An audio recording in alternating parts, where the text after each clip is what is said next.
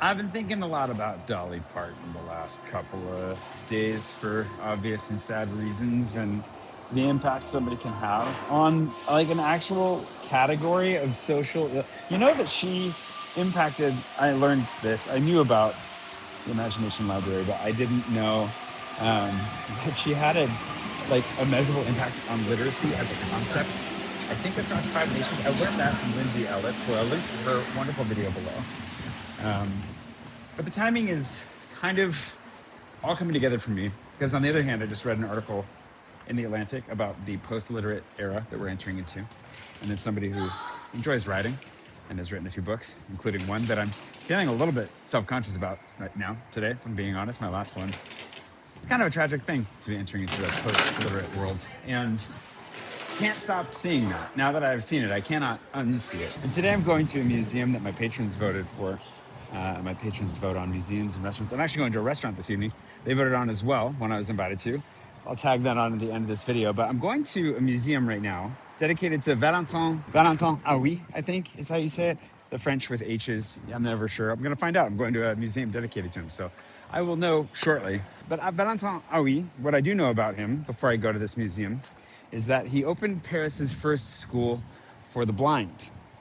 And you might know one of his most famous students by the name of Braille, which honestly, I've never even thought about that in French. Braille, I'm guessing is how you say his name in French. I'm sure I've heard that word in French before, but hearing Braille and then reading it and thinking Braille, literacy, man. I guess I've got my own literate problems right now as well. Now I'm wondering if I overshot where I'm supposed to be going. Hold on. No, I'm good. So I'm in the 7th arrondissement of Paris right now, taking a little bit of a stroll away from line 6, which carried me above the river. It gives you the classic view of the Eiffel Tower. If you didn't know that, coming line 6 between you want Berakem and Passy. That's where the bridge is going to be. But as I walk, I've been thinking a lot about what does the future hold? I think the last video I made, last actual vlog I made before I shared a little bit of audiobook preview, I was thinking about specifically like how do you align yourself and your team on a mission?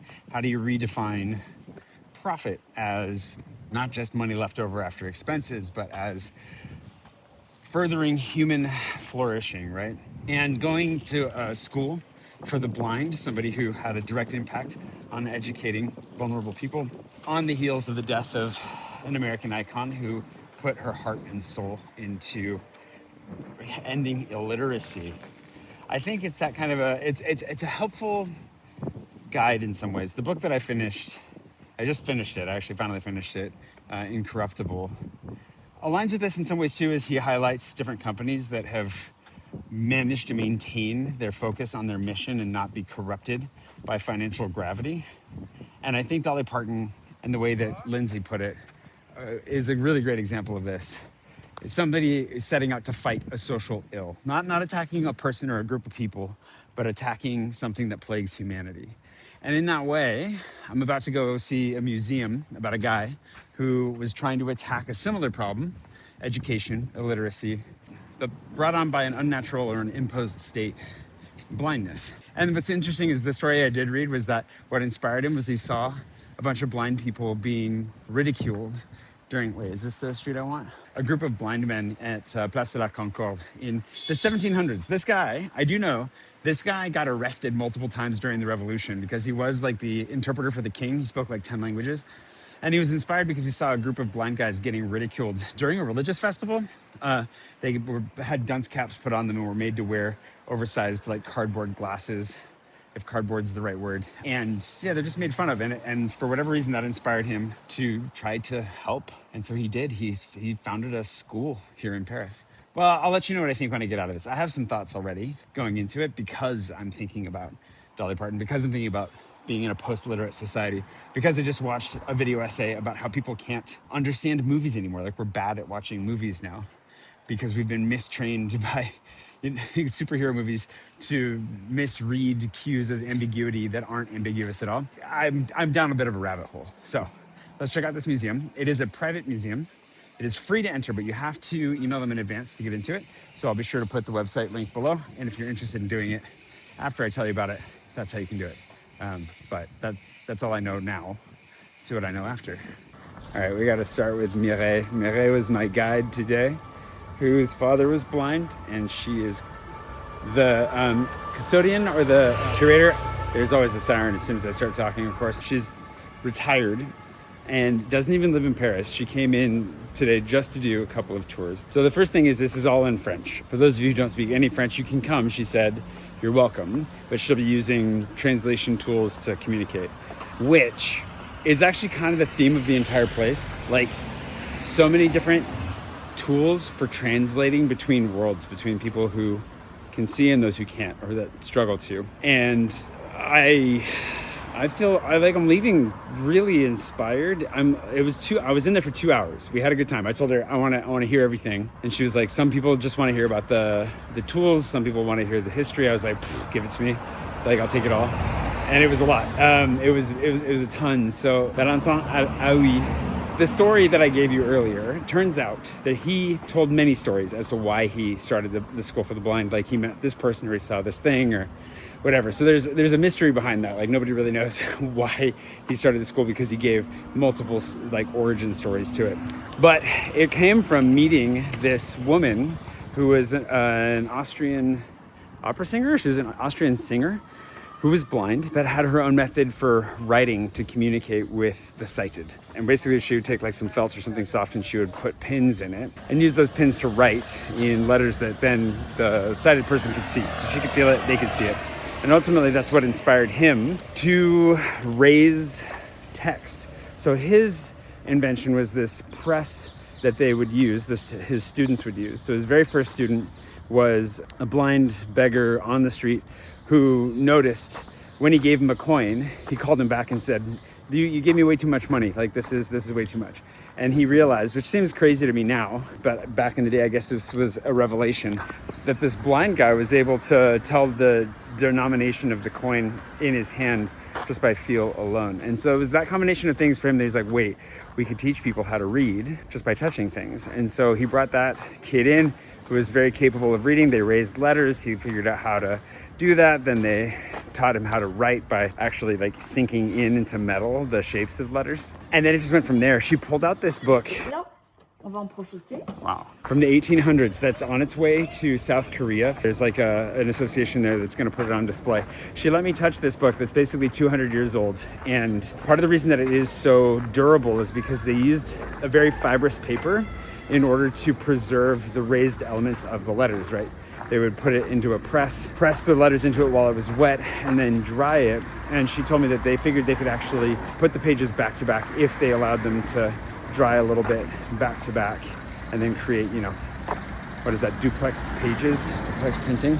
Do I really want to be walking this way? Anyways, it was just really, really cool to see how they went from that to like then a German who figured out that you could punch letters with needles into paper much more efficiently, and also is easier for both those who could and could not see to read.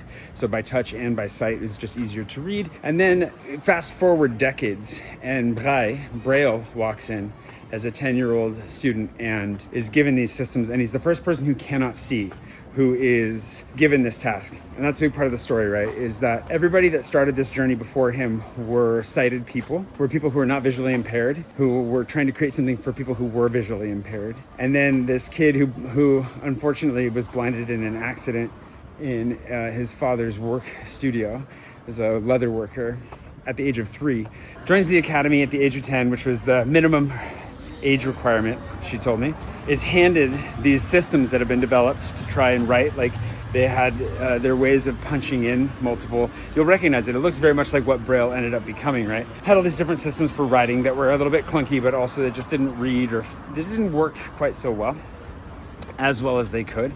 And then he proposed over time a new system. It took him years to develop.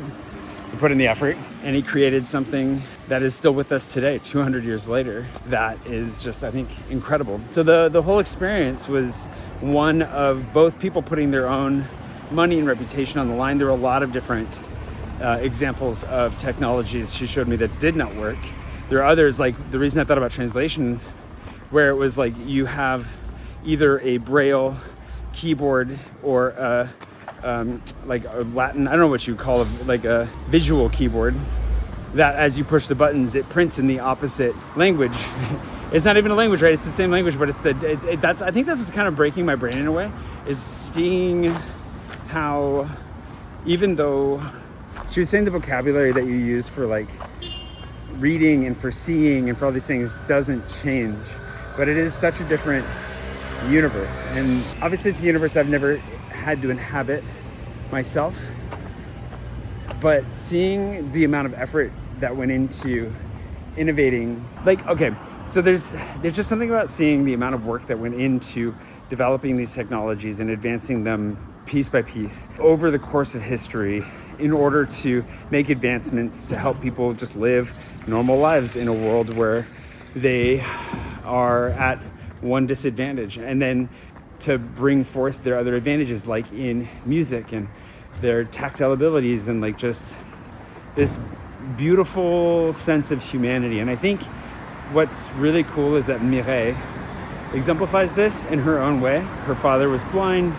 She told me a little bit of his story, but she's come in from retirement and she's put in all this work. She's keeping the place clean. She's developing her own way of telling the story. She did a really good job of using visual reminders to bring back earlier parts of that story that she'd shared. And she's doing her part to advance that story and also to bring out like original elements, doing her own research, going and trying to find verification for things or old machines that she's heard of but hasn't seen yet. And as a result, has all these stories of just trying to bridge gaps between worlds. And isn't that ultimately what she's doing, right? Ah, man. And I think it's that thing too, where even if somebody like Braille ends up with like the credit, he's building off of the shoulders of others, and there are others that took what he made and are running with it in different directions to create different things. We all need each other. We're all part of something greater than ourselves, whether or not we choose to be, but how we choose to be ultimately is what makes the difference. And so, you know, in thinking about, I told her that I'd been thinking about Dolly on the way out, and she had no idea how many books Dolly Parton had managed to donate over the years. Just thinking about the amount of money her money that she put into supporting her community, into education, into her amusement park, into so many things. And again, if you need a refresher or you don't know anything about Dolly Parton, you should go watch the video that I will link to below. Lindsay Ellis. It'll make you tear up a little bit. I don't know how much of this is age, how much of this is being in a place where I feel like maybe I'm gonna survive in this new life that I've built for myself. I'm really putting my mind towards how do I leave this place better than I found it? How do I be a constructive part of the story? And even if the devices I create, like so many, it's so interesting. She was like, she had a whole lineup of failed inventions that she showed me at the end. And she just kept saying like, yep, in the bin, yep, in the bin, yep, in the bin. But every one of those attempts, even if it ended up in the bin, helped to push the needle just a little bit farther, right? So that's what I'll be reflecting on after going and seeing that museum, is how can I help to push the needle even just a little bit farther. And if you want to go check it out, you should. Thanks to my patrons for voting on this. Thanks to Sheri Ashton, my patron producer for today in particular, but all my patrons, really good. Just make sure you email Mireille in advance and then say hi for me. Even if you don't speak French, she's a master at communicating one way or another. I almost forgot. Bicla, Mexican, left bank. There's not a lot of Mexican food on the left bank. And it was good. I think that red salsa just made my life. The tuna tostada was super good. And flautas, I don't think I've ever had handmade flautas before. I'm pretty sure that was a first for me. I grew up eating them frozen, and that's a crime. And I'm so sorry that is a crime I just confessed publicly. But, and the tres leches at the end, oh my God. Anyways, tacos, tostada, everything. The horchata was super good. The margarita was really good. Yeah, I'm putting that in my guide for sure. Thank you, patrons. Good vote on that one. Anytime we find good Mexican food. Also, there were some Mexicans in there eating who gave me more recommendations. So it's a good time to be here if you're a Mexican food fan. Definitely way better than when I first moved here. I'm very full. Thanks for watching. I gotta catch a train first thing in the morning, and I'll tell you more about that soon.